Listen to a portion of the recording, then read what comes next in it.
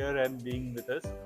It was the idea of Sonia ji that our kind of company जो MSME में बहुत ही अलग अलग चीज़ बनाती रहती है, जो इंडस्ट्रीज में काफ़ी मशहूर रहती है, लेकिन कॉमन आम जनता में भी इनको पता होना चाहिए कि ये कंपनी क्या करती है और देश में क्या क्या विविध किस्म के टेक्नोलॉजीज अवेलेबल रहते हैं, भले वो एयर फिल्ट्रेशन हो या पर्सनल प्रोटेक्टिव इक्विपमेंट्स या सेफ्टी प्रोडक्ट्स या मेकअप के सेफ्टी प्रोडक्ट्स के बारे में हो या मेडिकल प्रोडक्ट, और कैसे हम लोग देश में इंपोर्ट सब्सटीट्यूट या देश के वासियों के लिए अच्छे प्रोडक्ट्स उपलब्ध करने के पीछे हमारे जैसे कई कंपनीज लगे हुए हैं। तो इस बारे में हमने आज बात की। धन्यवाद। हमारा विजन ये है कि अगले 5 साल में एक तो पहले तो इस चीज़ कंपनी का टर्नओवर बढ़ना चाहिए, क्योंकि कोई भी कंपनी टर्नओवर या प्रॉफिट के बिना जीती नहीं है। लेकिन ये टर्नओवर हासिल करने के लिए हम लोग चाहते हैं कि ऐसे कुछ प्रोडक्ट्स बने जिससे कि इंपोर्ट बंद हो जाए, यहाँ से एक्सपोर्ट चालू हो जाए और देश में और भी एम्प्लॉयमेंट क्रिएट हो जाए। तो यही हमारा विजन है। देखिए, विनस का कैंसर से डायरेक्ट कंट्रीब्यूशन नहीं है, क्योंकि मेडिकल फील्ड में दो किस्म के प्रोडक्ट रहते हैं, एक थेरेपेटिक प्रोडक्ट रहते हैं और एक नॉन थेरेपेटिक प्रोडक्ट रहते हैं। विनस ज़्यादातर नॉन थेरेपेटिक प्रोडक्ट्स में लगे हुए।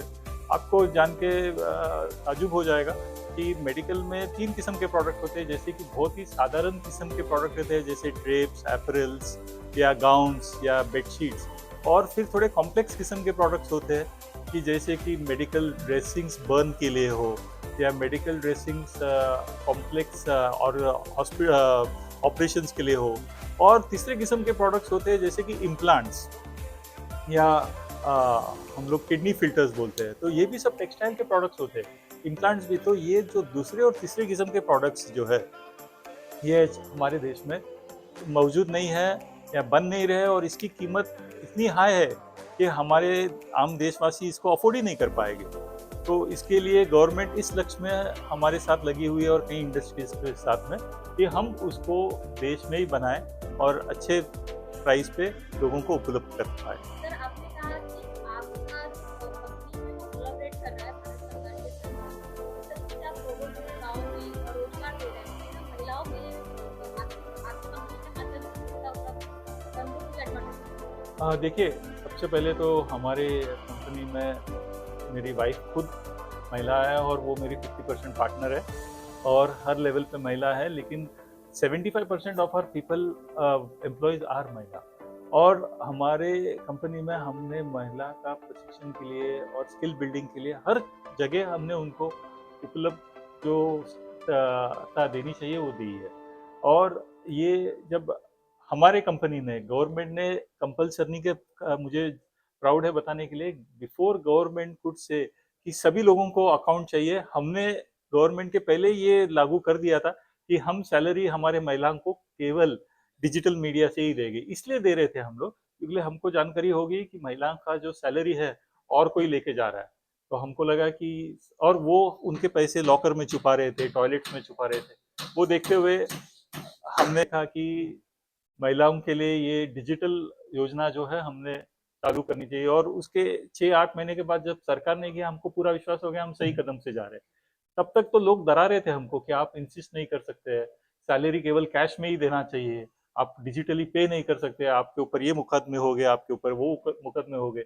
लेकिन उसके बाद सरकार ने रूल्स चेंज कर दिए। सर, 10 बिलियन को आप लोग का सपना है? देखिए, 1.5 साल पहले तो मुझे खुद को शंका हो गई थी कि ये कैसे हासिल करेंगे, लेकिन गए साल हमारी कंपनी 30% से ग्रो हो गई है।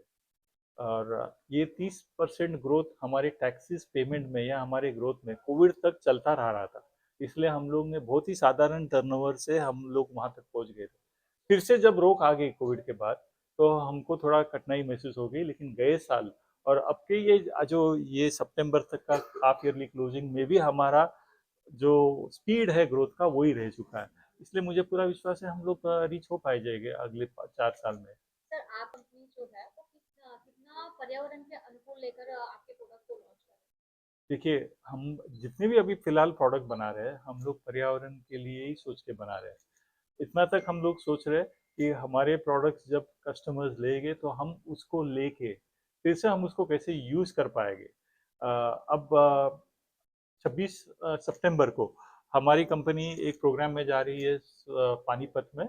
वहाँ पे जो अलग-अलग टेक्सटाइल प्रोडक्ट्स लेके उस टेक्सटाइल प्रोडक्ट्स को फिर से कैसे रीयूज़ करने का और वो रीयूज़ करने के लिए कैसे ब्रिक्स उससे बना सकते हैं या कैसे उससे अलग-अलग प्रोडक्ट्स बना सकते हैं।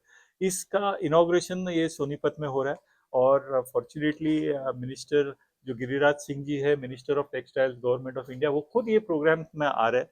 तो इसके लिए मुझे गर्व है कि हम लोग कर पाएंगे ये काम कि कोविड के टाइम जो हमने सीखा कि पीपीई से बहुत सारा लोगों का जान बच गया लेकिन बहुत सारा वेस्ट भी बन रहा था। लेकिन भविष्य में ऐसा नहीं होगा।